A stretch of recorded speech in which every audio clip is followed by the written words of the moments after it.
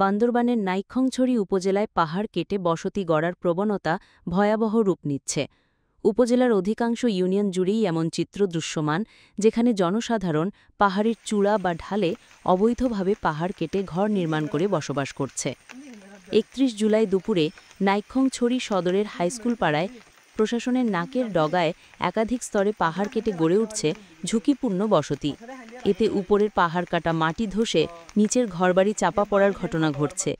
এমনই এক ক্ষতিগ্রস্ত ব্যক্তি মোহাম্মদ রিপন জানান, তিনি দীর্ঘদিন ধরে নিচে বসবাস করলেও তার উপরস্থ খতিজা ও হাসান আলী নামের পরিবার কয়েক বছর ধরে অব্যাহতভাবে পাহাড় কেটে চলেছে। রিপনের অভিযোগ অনুযায়ী স্থানীয়দের বাধা উপেক্ষা করে এবং পরিবেশ আইনত বৃদ্ধাঙ্গুলি দেখিয়ে দিনের পর দিন পাহাড় কাটা চলতে থাকে। বৃহস্পতিবার রাত ৩টের দিকে উপরের কাটা মাটি ধসে পড়ে রিপনের বাড়ির ওপর। এতে তার ঘরবাড়ি ও যাবতীয় আসবাবপত্র মাটির নিচে চাপা পড়ে।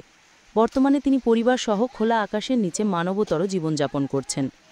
এমন চিত্র শুধু সদরে নয়, উপজেলার বাইশারি, দোচারি, ঘুমধুম ও সোনাইছড়ি ইউনিয়নেও একইভাবে পাহাড় কাটার মহোৎসব চলছে। বর্ষা মৌসুমে পাহাড় ধসে প্রাণহানির ঘটনা এখানে প্রায় নিয়মিত। সচেতন মহলের মতে, পাহাড় কাটা বন্ধে সংশ্লিষ্ট প্রশাসনের দুর্বলতা ও নজরদারির অভাবেই এমন ভয়াবহ চিত্র বারবার দেখা দিচ্ছে।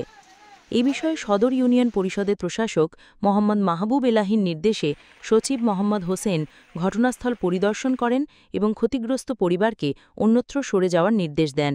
পাশাপাশি পরিষদের পক্ষ থেকে খাবারের ব্যবস্থার কথাও জানান। এই বিষয়ে নাইক্ষ্যংছড়ি উপজেলার নির্বাহী কর্মকর্তা ইউএনও মোহাম্মদ মাজাহারুল ইসলাম চৌধুরী বলেন, অভিযোগ পেলে বিষয়টি খতিয়ে দেখা হবে।